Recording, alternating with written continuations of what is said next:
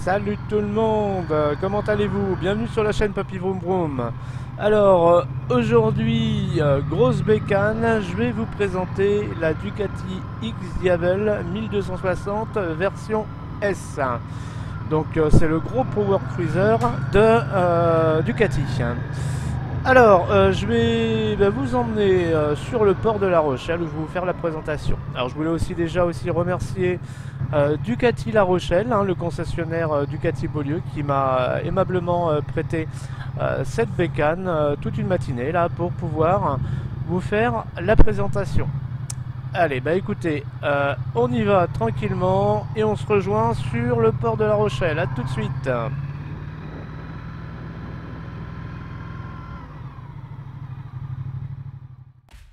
Alors, nous voilà arrivés sur le port de La Rochelle et je vais pouvoir vous présenter la Ducati X-Diavel version S.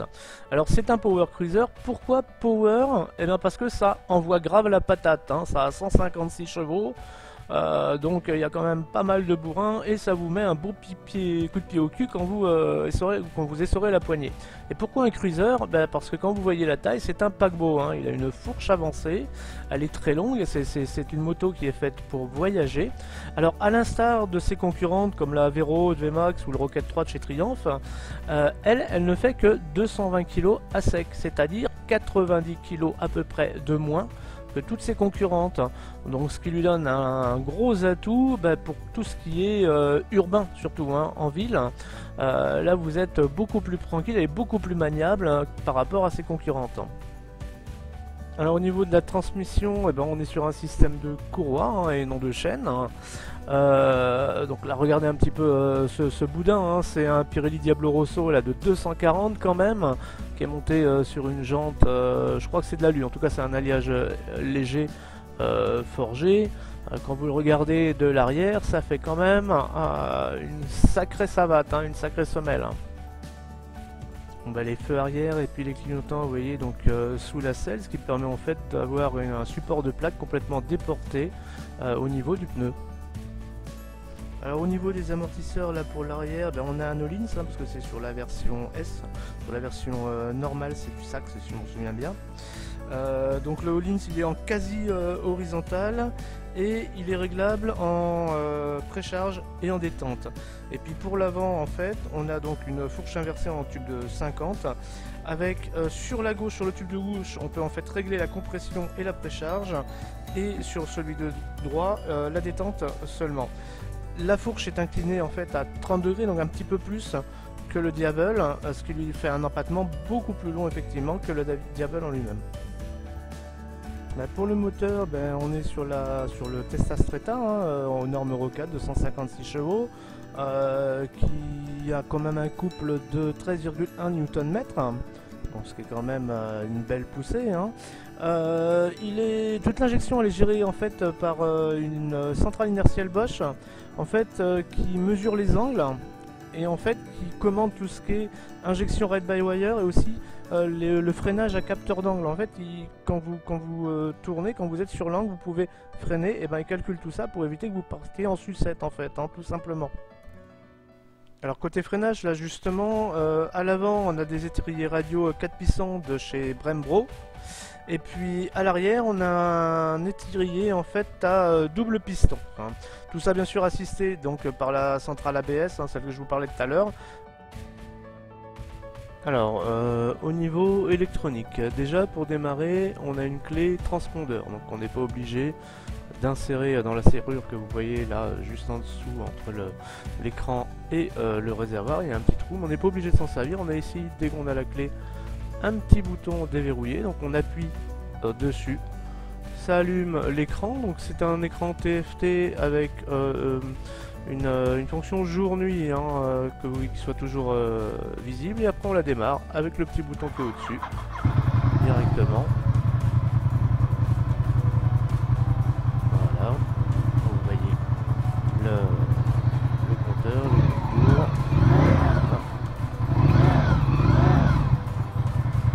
Et donc on l'éteint directement directement avec le même bouton.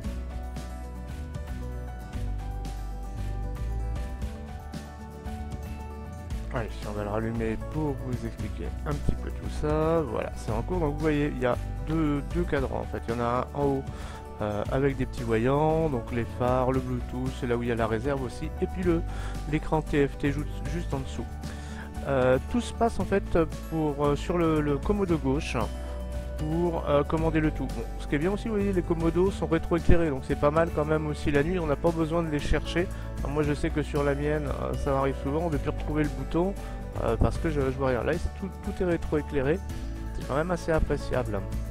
Et donc ici sur le commodo droit, un petit peu caché derrière, vous avez le bouton qu'on appelle le bouton mode dragster.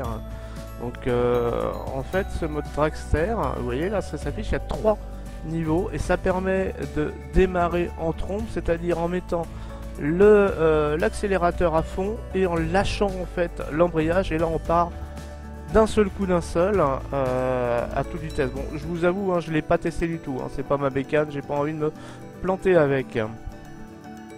En faisant un appui court sur le commodo gauche, on accède au menu des modes de conduite. Donc on en a 3 prédéfinis, l'urban pour la ville, on a le cruising pour se balader et le mode sportif si on veut avoiner un petit peu.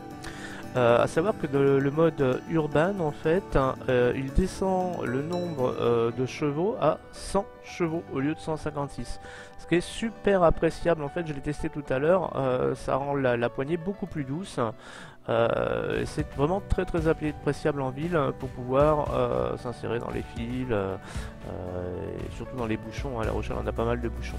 Et donc pour le valider, il suffit de faire juste un appui long sur le commodo gauche, et là on se retrouve avec le mode. Donc là c'est pas cruising, là c'est touring en fait. Et donc il y a urban, touring et le mode sport. La navigation, tout se fait via le commodo gauche, hein. Il faut juste y faire il y a un petit temps d'adaptation, mais c'est assez facile en fait. Donc là on va aller se remettre en mode urban, voilà, puisque on va aller tester après ensuite la moto en ville. Il y a pas mal de réglages, il y a plus je crois de 240 possibilités de réglages. Les menus sont quand même assez faciles d'accès, c'est assez lisible aussi. Il y a de quoi faire hein, si on veut s'amuser à régler sa moto, si on veut peaufiner tout ça, il y a vraiment beaucoup de choses à faire. Il y a même là quelques réglages pour changer le look de l'écran. Donc c'est rigolo. Par contre, voilà, il faut mieux se mettre dans le petit fascicule pour tout comprendre. Je vais pas vous l'expliquer aujourd'hui. Alors sur cet écran aussi s'affiche aussi ce qui se passe sur votre téléphone, parce qu'en fait on peut le connecter en Bluetooth. Et donc là vous voyez la musique, les appels reçus et les SMS.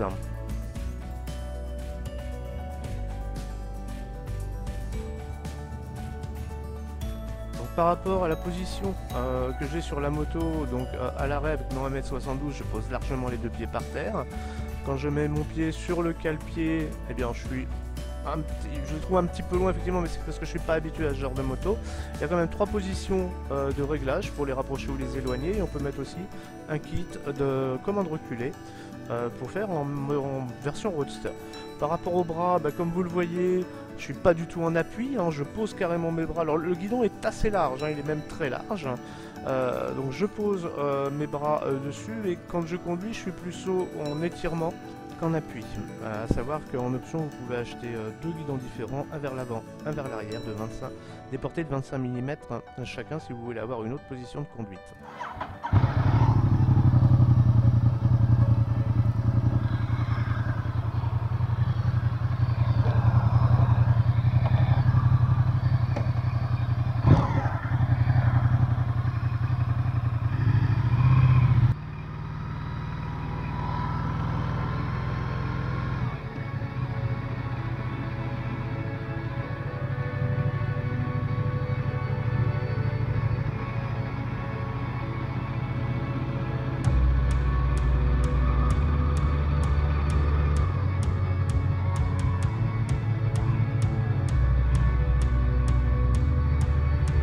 Bon, c'est parti pour une petite balade. Donc on va déjà faire un petit peu d'huile pour tester donc le mode urban avec ses 56 chevaux en moins. Ensuite on fera un petit peu de 4 voies pour le mode touring et puis ensuite on ira sur des petites routes. Essayez le mode un petit peu plus sportif. Alors déjà une petite chose à savoir, c'est que cette moto elle est regardée. Là je suis sur le bord, il y a des gens qui se retournent, des gens qui me regardent. Voilà, donc vous n'êtes pas sur une moto qui n'attire pas l'attention, hein, effectivement.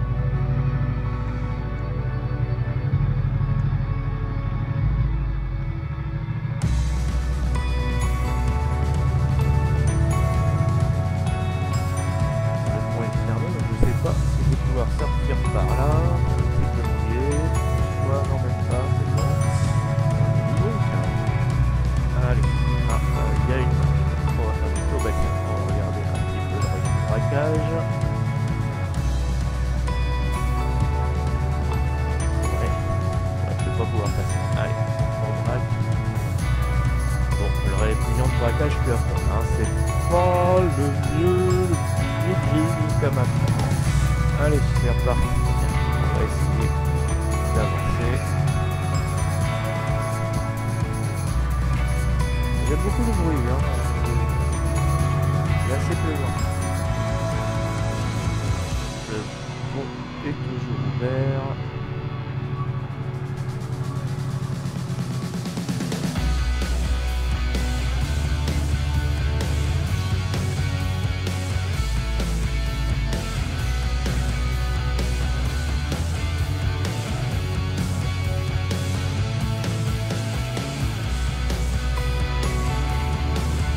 Là je suis en mode urbain, vous voyez que pour une moto de 156 chevaux en fait, elle est super confortable même dans les barrages quand on met ce mode ville en place. Elle est souple, elle a un peu de reprise, hein, alors elle a un moins de 756 chevaux mais elle avance super bien, 100 chevaux c'est quand même pas mal du tout. Elle brûle pas, on n'est pas obligé toutes les 10 secondes de changer de vitesse pour être au bon régime. Elle est assez agréable en ville. La seule chose que j'aime pas sur cette moto en ville, c'est les clignotants. Je sais pas pourquoi, ils ont mis un mécanisme qui est juste... on appuie un petit coup, c'est sensitif, il n'y a même pas de débattement. Moi j'aime bien les clignotants à l'ancienne, on appuie vraiment sur le bouton, on sent qu'on met le clignotant, on sent qu'on l'enlève là. On est obligé de regarder à deux fois si on l'a mis ou si on l'a enlevé.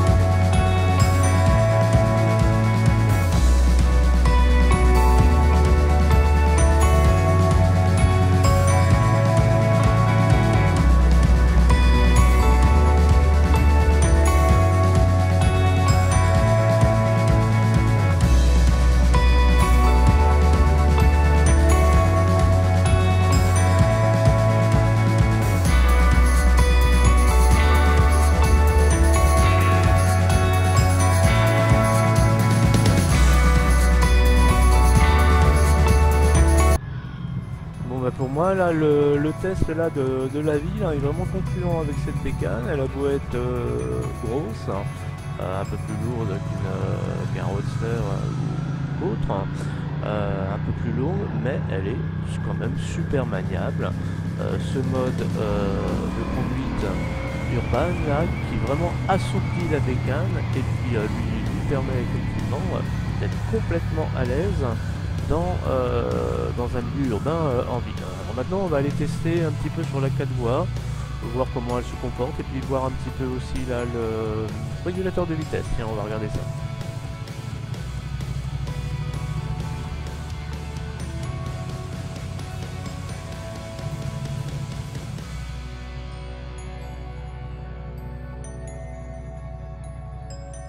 On est près de l'entrée de la 4 voies, donc là on va régler sur le mode touring, on va enlever le mode urban. Donc mode touring veut dire en fait que l'on remet en place donc les 156 chevaux de la bécane avec une réponse à l'accélérateur un petit peu plus prompte que celui du mode ville. Bon bah écoutez, c'est parti, on va tester tout ça.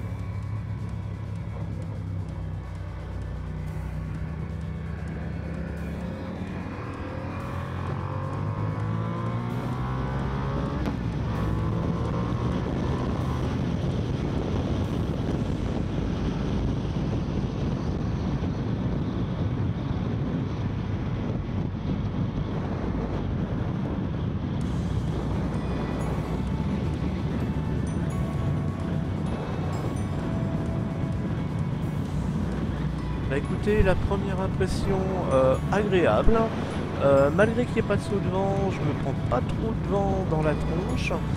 Un léger tremblement, en fait elle vibre un petit peu, je pense que c'est parce que je suis en 6ème et que à la vitesse où je roule je dois être un petit peu en sous-régime. C'est un petit peu dommage pour un mode touring, puisqu'en mode touring déjà on respecte les limitations de vitesse donc, et vu la puissance de la bécane, ils auraient peut-être pu faire en sorte que la moto vibre un petit peu moins. C'est pas énorme mais on la sent quand même un petit peu vibrer, ce qui disparaît quand on accélère un petit peu.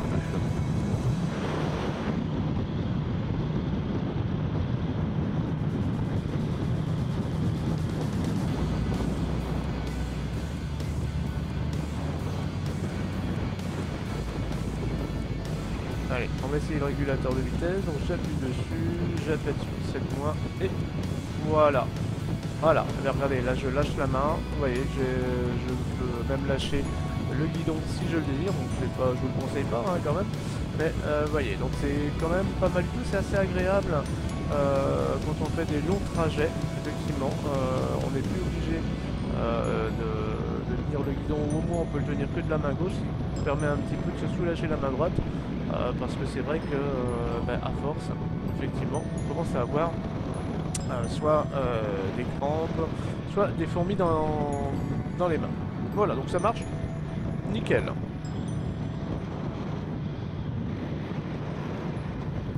Maintenant, on va aller tester donc, le mode sport. On va aller se faire sur une petite route. Donc, tiens, je vais essayer là pour voir si on peut changer. Ah non, on peut pas le changer en roulant. On peut pas changer les modes en roulant. Bon, bah écoutez, on va sortir de la rocade, on va trouver une petite route et puis on va tester le mode sport. Là, tout de suite. Allez, c'est parti, on va tester le mode sport. On n'est pas loin d'une petite route. Alors, à savoir que le bruit me paraît beaucoup plus rauque. Hein, aussi que le mode touring. On sent vraiment une différence en fait et dans la réponse à l'accélérateur et même comme je dis le bruit du moteur me paraît beaucoup plus incisif.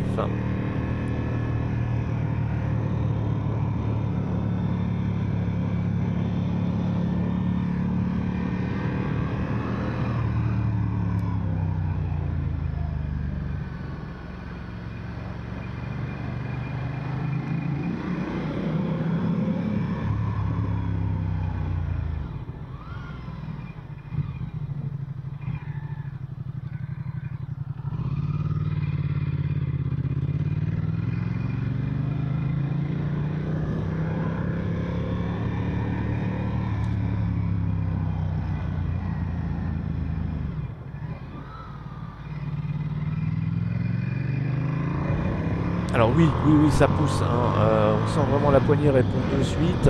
Il y a des bourrins derrière, ça tire sur les bras. On sent qu'on peut vraiment s'amuser. Alors, par contre, les courbes, effectivement, elle est pas faite pour ça. C'est un cruiser, hein, donc, alors, elle penche, hein, attention, hein, elle peut prendre de l'angle, mais il faut vraiment s'engager, hein. C'est vraiment pas une sportive ni un roadster, hein, ça reste pas du tout pareil. Et puis, vous avez le boudin à l'arrière. Pour prendre des courbes, il faut vraiment s'engager, c'est assez sportif, mais c'est marrant. Par contre, une chose qui est pas mal, c'est qu'elle bouge pas d'un poil dans les courbes. Elle est stable, elle a vraiment un train avant qui est vraiment rassurant par rapport au freinage aussi. J'ai fait des tests de freinage, c'est super mordant.